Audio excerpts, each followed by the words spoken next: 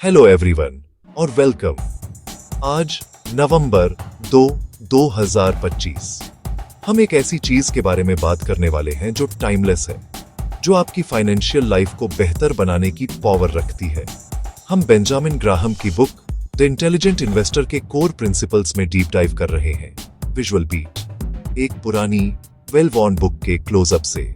अब मैं जानता हूं कि आप क्या सोच रहे होंगे, वह बुक डिकेड्स पहले लिखी गई थी, तो आज की फास्ट पेस्ड हाईटेक दुनिया में यह कैसे रेलेवेंट हो सकती है?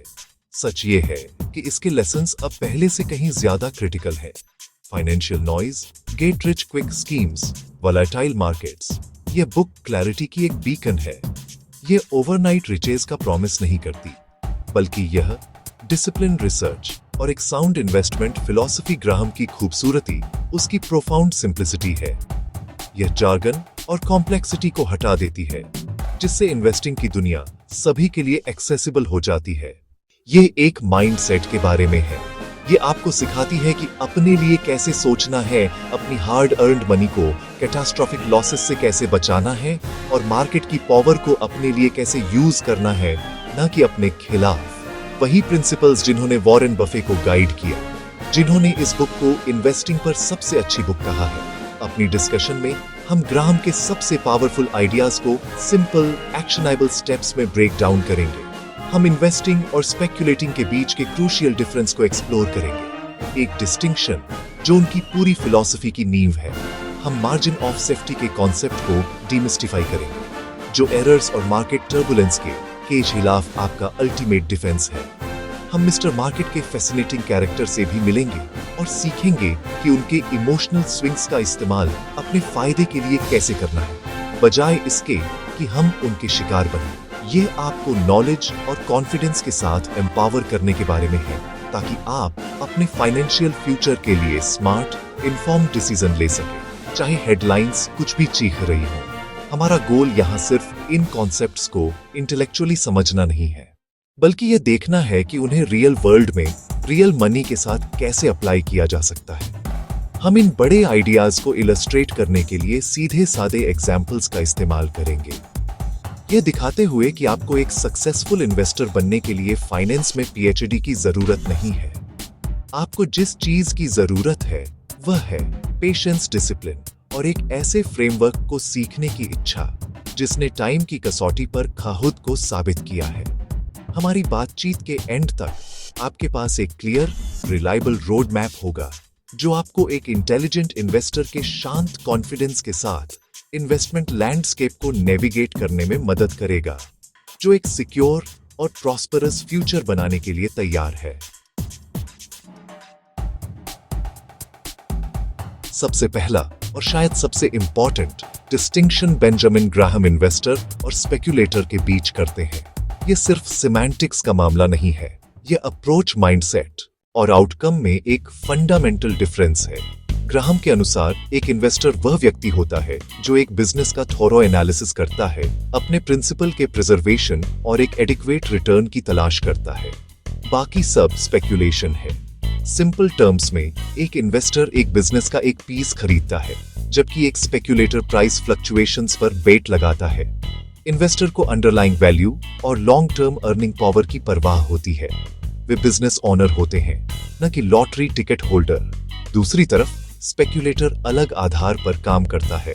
वे स्टॉक इसलिए नहीं खरीदते क्योंकि वे बिजनेस को समझते हैं, बल्कि क्योंकि आई हैंडन लगता है कोई और निकट भविष्य में ज्यादा दे देगा। उनका focus market sentiment, chart patterns, crowd की साइकोलॉजी, वे टिकर सिंबल की डायरेक्शन पर गैम्बल कर रहे होते हैं। अगर आप सिर्फ ऊपर जा रहा स्टॉक इसलिए खरीदते हैं क्योंकि आपको लगेगा वो जारी रहेगा, तो आप स्पेक्युलेट कर रहे हैं। पर इसे इन्वेस्टिंग से मत मिलाइए। आइए एक रियल वर्ल्ड एग्जांपल देखें। कल्पना कीजिए, दो लोग एक कॉफी शॉप चेन में इंटरेस्टेड हैं। Investor research, financials management team, competitive advantages, growth prospects, वे स्टोर्स जाते हैं, कॉफी टेस्ट करते हैं और कंक्लूड करते हैं बिजनेस सॉलिड है। वे सोचते ये 5 साल में अधिक मुनाफा दे सकता है।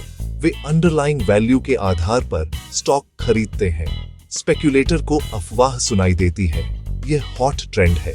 वे देखते हैं स्टॉक ने एक हफ्ते में 20% उछाल मारा। वे खरीदते हैं मोमेंटम पर राइड और क्विक प्रॉफिट की उम्मीद में, बिना कंपनी की रियल नॉलेज के।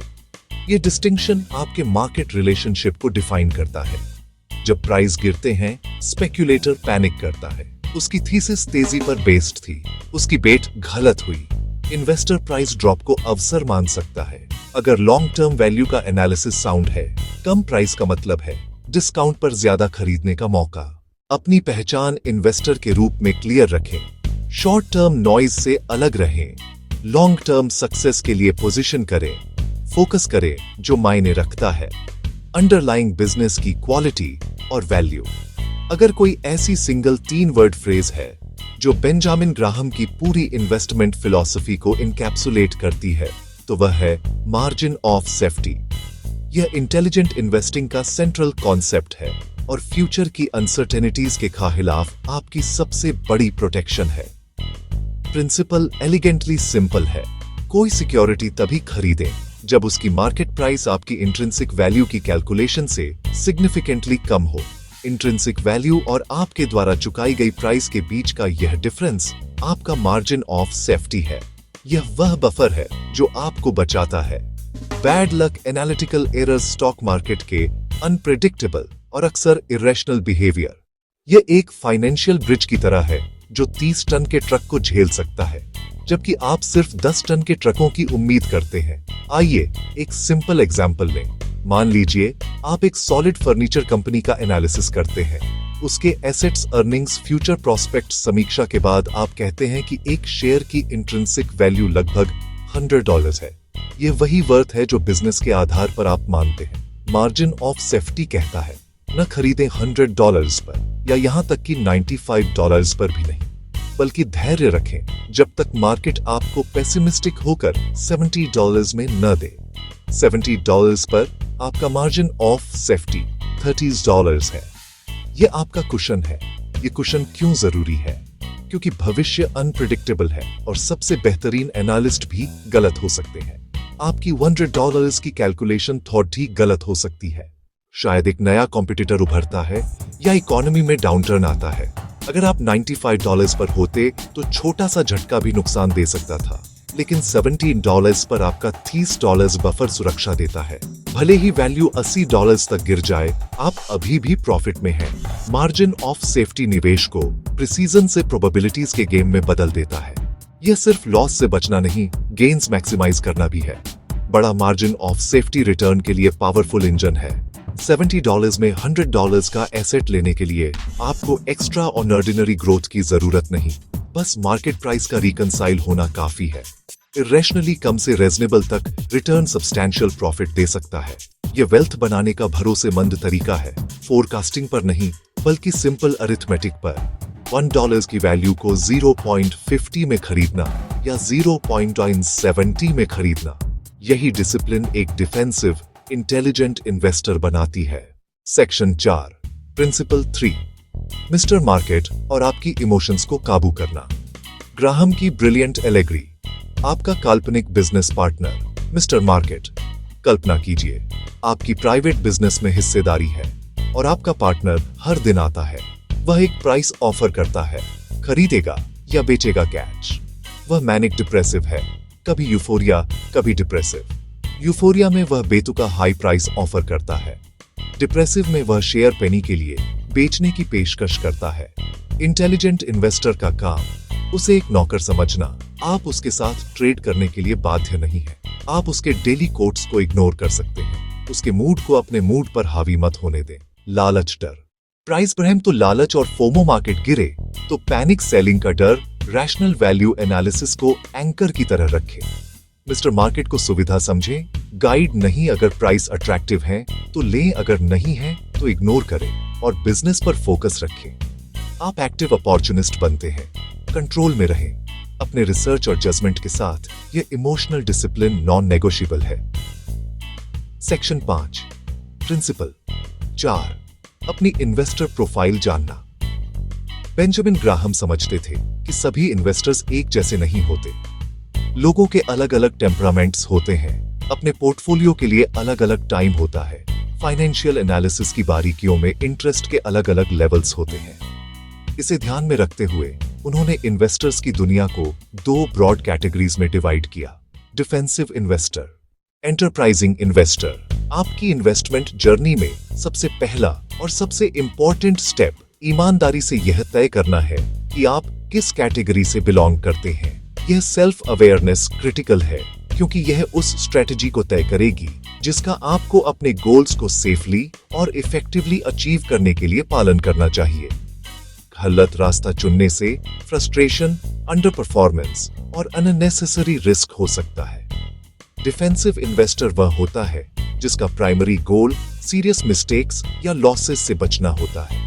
वे शानदार रिटर्न्स के साथ लाइट्स आउट करने की तलाश में नहीं होते हैं। वे एफर्ट, एनॉयनेस और बार बार डिसीजन लेने की जरूरत से फ्रीडम चाहते हैं। उनकी स्ट्रेटजी पैसिव सिंप्लिसिटी की होती है।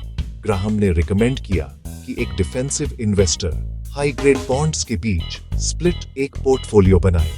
लार्ज, प्रोमिनेंट और कंजर्वेटिवली फाइनेंस्ड कंपनीज के एक डाइवर्सिफाइड बास्केट। आज की दुनिया में इसका मतलब बॉन्ड्स और low cost S&P 500 index funds का मिक्स होगा। इस अप्रोच में मिनिमल ऑनगोइंग एफर्ट की जरूरत होती है और इसे लॉन्ग टर्म में रीजनेबल सेफ रिटर्न्स प्रोवाइड करने के लिए डिजाइन किया गया है। एंटरप्राइजिंग इन्वेस्टर, जिसे एक्टिव या अग्रेसिव इन्वेस्टर भी कहा जाता है, अलग होता है। यह व्यक्ति सिक्योरिटीज के स्टडी और सिलेक्शन के लिए सिग्निफिकेंट टाइम और एफर्ट देने के लिए तैयार और एबल होता है। वे उन अपॉर्चुनिटीज को ढूंढकर एवरेज से बेहतर रेट ऑफ रिटर्न अचीव करना चाहते हैं जिन्हें मार्केट ने अनदेखा कर दिया है। छोटी कंपनीज का एनालिसिस करना, उन कंपनीज के फाइनेंशियल्स में डीप डाइव करना या मर्जर या रीऑर्गेनाइजेशन जैसी स्पेशल सिचुएशंस को एक्सप्लोर करना शामिल हो सकता है। इस रास्ते के लिए high degree of skill, business like discipline और एक टेम्परामेंट की जरूरत होती है जो वोलैटिलिटी को हैंडल कर सके। ये समझना क्रूशियल है कि एंटरप्राइजिंग इनहेरेंटली डिफेंसिव से बेहतर नहीं है।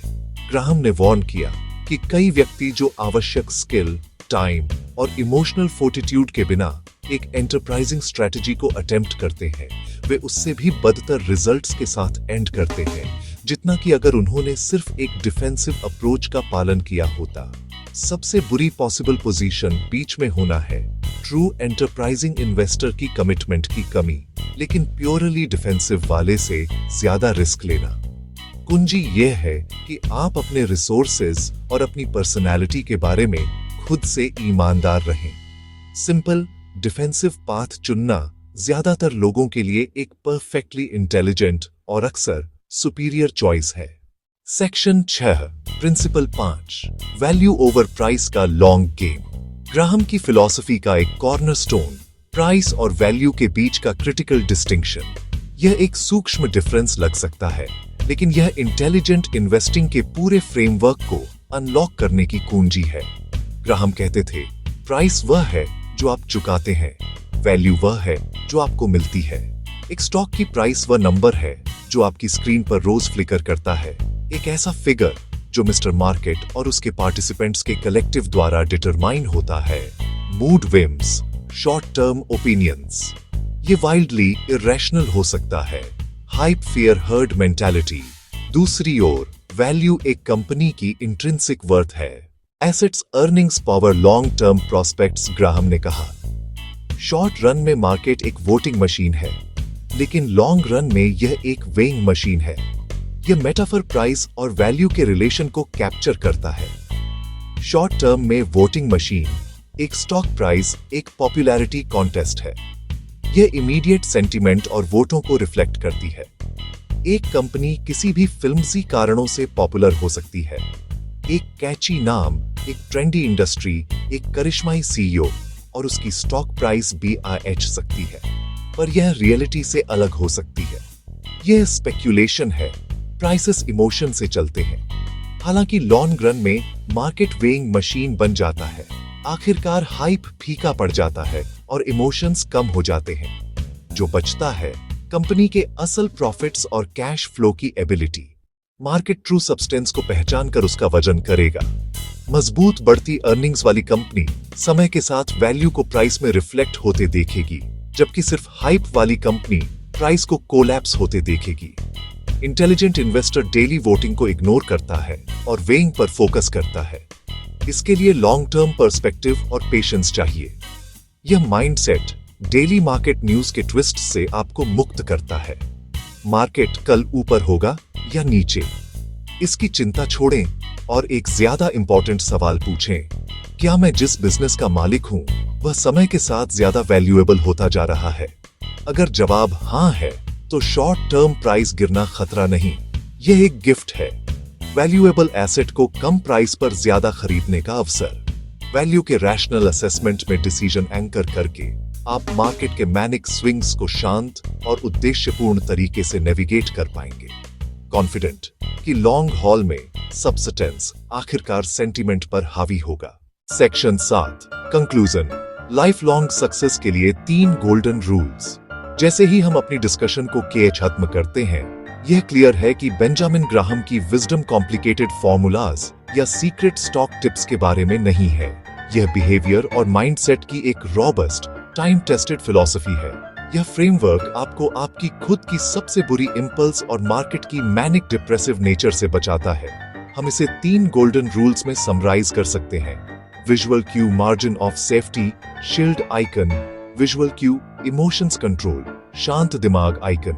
विजुअल क्यू लॉन्ग टर्म सोच, कैलेंडर फॉरवर्ड आइकन। अगर आप इन्हें इंटरनलाइज और कंसिस्टेंटली अप्लाई करेंगे तो आप एक सच में इंटेलिजेंट इन्वेस्टर बनने की राह पर होंगे, जो रात में चैन की नींद सोते हुए लास्टिंग वेल्थ बनाने में कैपेबल होगा। पहला और सबसे इंपॉर्टेंट रूल है हमेशा मार्जिन ऑफ सेफ्टी पर इंसिस्ट करना। यह आपका नॉन नेगोशिएबल डिफेंस है। कभी भी कोई सिक्योरिटी सिर्फ इसलिए ना खरीदें क्योंकि आपको लगता है कि यह एक अच्छा बिजनेस है। इसे तभी खरीदें जब प्राइस उसकी इंट्रिंसिक वैल्यू के आपके कंजर्वेटिव एस्टिमेट से सब्सटेंशियली कम हो। यह डिसिप्लिन 2 चीजें करती है। यह एक ऐसे फ्यूचर के खिलाफ एक कुशन प्रोवाइड करती है जो हमेशा अनसर्टेन होता है, और यह पोटेंशियल प्रॉफिट का एक सोर्स बनाती है क्योंकि मार्केट प्राइस आखिरकार एक ज्यादा रीजनेबल वैल्यूएशन की ओर बारेच जाती है। यह सिंगल रूल किसी भी अन्य से ज्यादा इन्वेस्टिंग को गैम्बलिंग से अलग करता है। यह एक प्रूडेंट बिजनेस लाइक ऑपरेशन की बहुत डेफिनेशन है। दूसरा गोल्डन रूल है अपने इमोशंस के मास्टर बनना और मिस्टर मार्केट को अपना सर्वेंट बनने देना। आपका सबसे बड़ा फाइनेंशियल दुश्मन कोई बेयर मार्केट या रिसेशन नहीं है। यह वह रिफ्लेक्शन है जो आप एक्सट्रीम मार्केट यूफोरिया या पैनिक के समय में आईने में देखते हैं। आपको उस लालच के सायरन सॉन्ग का विरोध करने का डिसिप्लिन कल्टीवेट करना चाहिए जब दूसरे वाइल्डली ऑप्टिमिस्टिक हों, और उस डर की प्राइमल अर्ज से लड़ना चाहिए जब दूसरे डेस्परेटली बेच रहे हों। मिस्टर मार्केट के इमोशनल आउटबर्स्ट को कम खरीदने और ज्यादा बेचने के अवसरों के रूप में इस्तेमाल करें, लेकिन कभी भी उसके मूड को अपना मूड निर्धारित न करने दें। वैल्यू का आपका रैशनल एनालिसिस, न कि मार्केट का फ्लीटिंग सेंटीमेंट, आपका एकमात्र गाइड होना चाहिए। आखिरकार तीसरा रूल है लॉन्ग टर्म के लिए सोचना और एक्ट करना। याद रखें कि शॉर्ट रन में मार्केट एक वोटिंग मशीन है, लेकिन लॉन्ग रन में यह एक वेइंग मशीन है। अपने पोर्टफोलियो को डेली चेक करना और शॉर्ट टर्म प्राइस मूवमेंट्स के बारे में ऑब्सेस करना बंद करें। इसके बजाय उन बिजनेस की अंडरलाइंग क्वालिटी पर फोकस करें जो आपके पास हैं। क्या वे बढ़ रहे हैं? क्या वे प्रॉफिटेबल हैं? क्या उनके पास एक ड्यूरेबल कॉम्पिटिटिव एडवांटेज है? अगर आपने फेयर प्राइसेस पर अच्छे बिजनेस खरीदे हैं तो टाइम आपका सबसे बड़ा सहयोगी है। वेइंग मशीन को अपना काम करने देने का पेशेंस रखें।